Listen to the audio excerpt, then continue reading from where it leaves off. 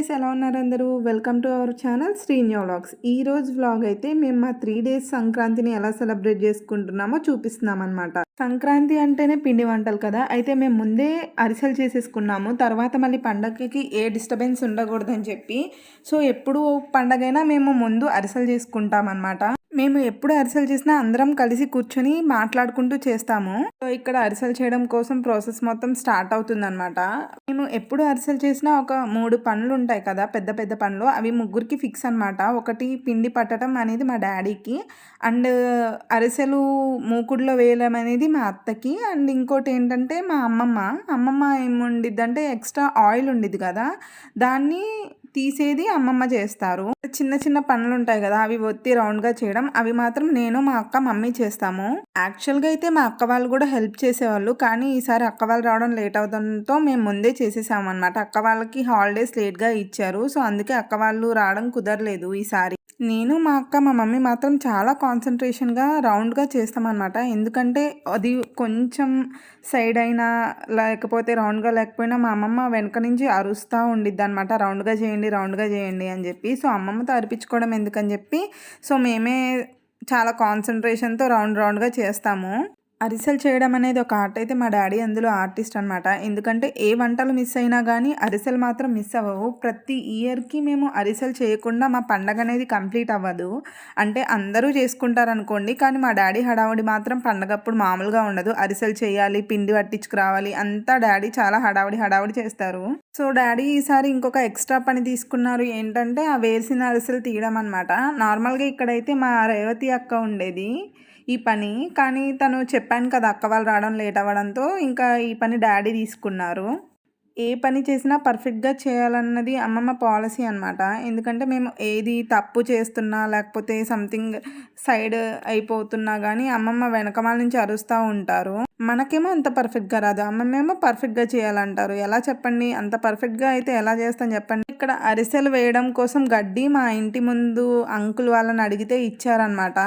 ఇంకా గడ్డి తెచ్చేసి వాటి మీద అరిసెల్ని ఆరబెట్టామన్నమాట. ఇంకా మొత్తం అయిపోయిన తర్వాత వాటిని తీసి ఒక గిన్నెలోకి ట్రాన్స్ఫర్ చేస్తున్నాము. అంతే, మా అరిసెలు అయిపోయినాయి. మీరు ఎట్లా చేసుకున్నారు అరిసెలు? Do let me know in the comment section.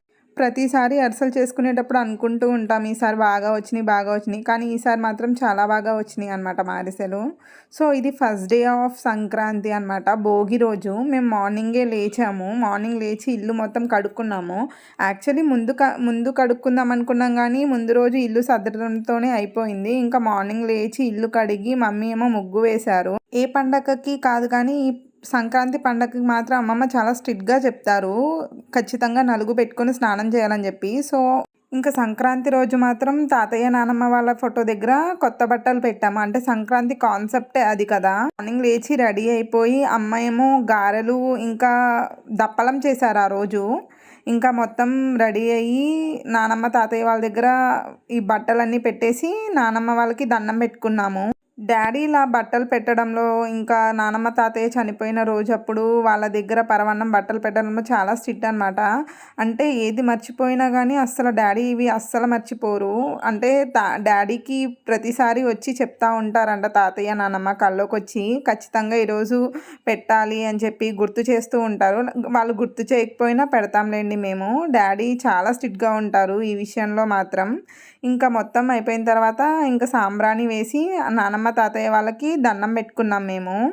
పండగకి మంచిగా రెడీ అయ్యి ఫోటోషూట్ చేద్దాం అనుకున్నాం, కానీ అస్సలు కుదరలేదు మాకు ఆ రోజు. మొత్తం పనితోనే సరిపోయింది. సో ఇంకా అలానే కంప్లీట్ చేసాం మా సంక్రాంతి. మీరు ఎలా సెలబ్రేట్ చేసుకున్నారు సంక్రాంతి?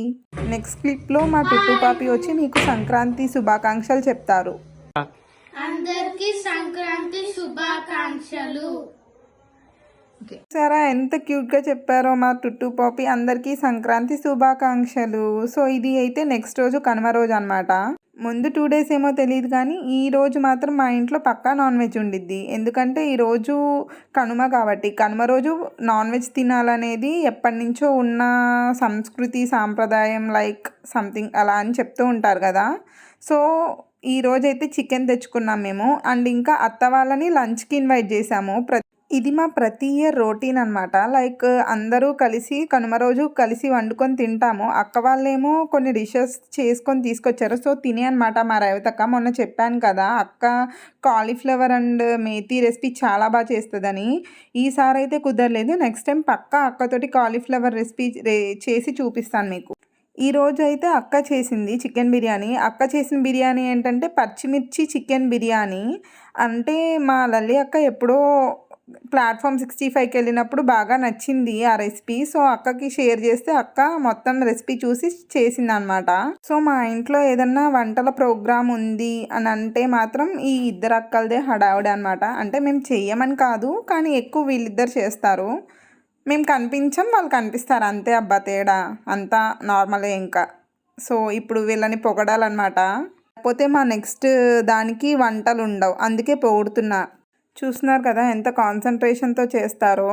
లైక్ అది ఆ రెసిపీ కూడా అంతే హిట్ అయింది. చాలా బాగుందని చెప్పారు మా ఇంట్లో వాళ్ళందరూ బిర్యానీకి. పాపం అక్క వాళ్ళు చాలా happy feel అయ్యారనమాట.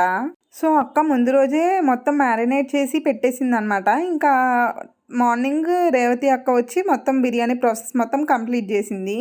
So, biryani process మొత్తం మా ఇద్దరు అక్కలు కంప్లీట్ చేశారు. అలాగా మేము మా బిర్యానీని ఎంజాయ్ చేసాం ఫ్రెండ్స్. లేకపోతే మా అక్క వాళ్ళు తిడతారు ఫ్రెండ్స్ ఇలా చెప్పకపోతే. అందుకే చెప్తున్నా ఫ్రెండ్స్. అండ్ ఈ లెగ్ పీసెస్ రెసిపీ కూడా మా రేవతి అక్కనే చేసింది. ఇప్పుడు ఈ వీడియోలో రెసిపీస్ అన్నీ చూసి మా తమ్ముడు వాళ్ళు వేసుకుంటారు కిందన. రేవతి అక్క ఇక్కడ బిర్యానీ చేస్తుంటే లల్లి అక్క ఏమో ఇంటి దగ్గర నుంచి బ్రెడ్ హల్వా ఇంకా పన్నీర్ కర్రీ చేసుకొని తీసుకొచ్చింది. వీళ్ళందరూ ఇన్ని చేస్తుంటే నువ్వేం చేసావని అడుగుతారా? నేను మాత్రం ఏం చేయలేదు ఫ్రెండ్స్. అన్నీ చాలా మొహమాటం లేకుండా అన్నీ కంప్లీట్గా తిని అందరికీ మంచి ఎలా చేశారు ఏంటి అని చెప్పి రివ్యూ మాత్రం చెప్పాను. అదే నా బాధ్యత.